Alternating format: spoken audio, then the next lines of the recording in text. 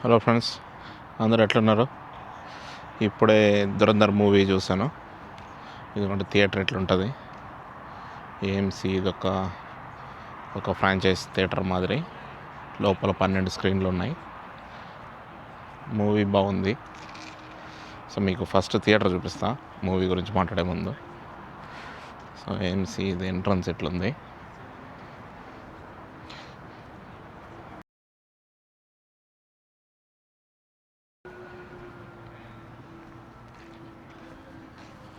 ఇదంతా కాంప్లెక్స్.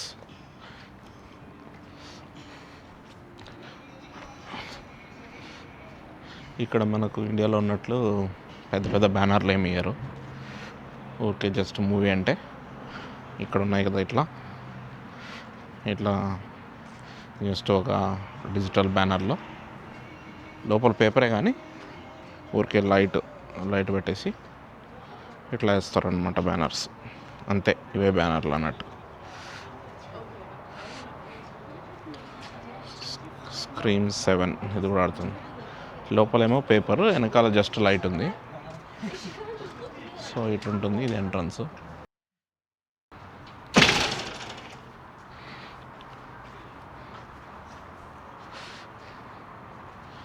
ఇట్లా జస్ట్ డోర్లు ఉన్నాయి.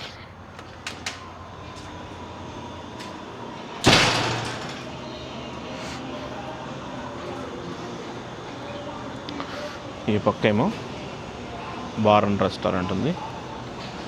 ఇక్కడ పాప్కార్న్ ఉంది. ఇవేమో కోకోకోలా మెషిన్స్.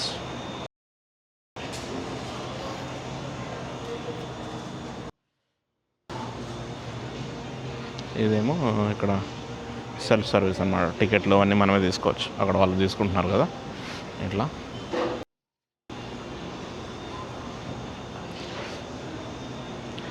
ఇక్కడికి వెళ్ళి ఇట్లా కియాస్క్ లాగా ఉంటుంది. సో ఇక్కడ మెషిన్ ఉంది, కార్డ్ రీడర్.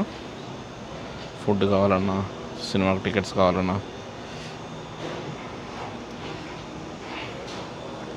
మనమే తీసుకోవచ్చు అనమాట.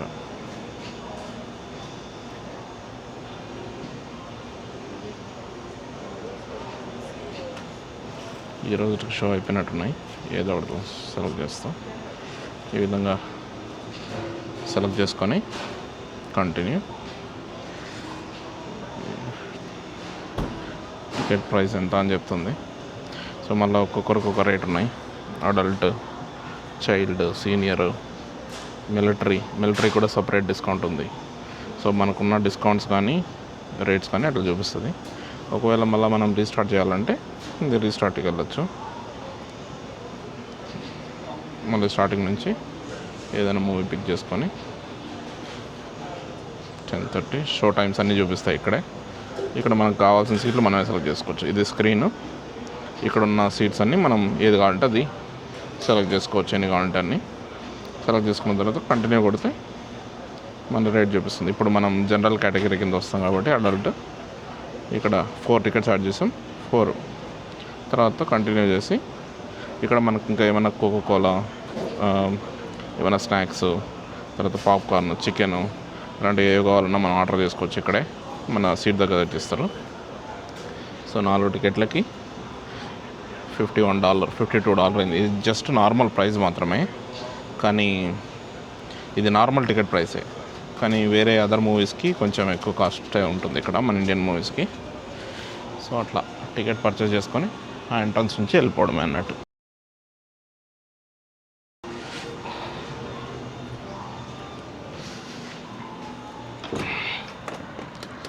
సో మూవీ గురించి చెప్పాలంటే చాలామంది ఇండియాలో మూవీ చూడకుండానే మనకు సోషల్ మీడియాలో వచ్చే మీమ్స్ని బట్టి ప్రాపగాండా మూవీ అంటున్నారు.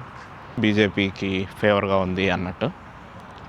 సో నా సజెషన్ ఏంటంటే, ఫస్ట్ ఒకసారి ఎవరైనా కానీ మీరు ప్రాపగాండా మూవీ అని విని అసలు ఇది చూడొద్దు అని డిసైడ్ అయితే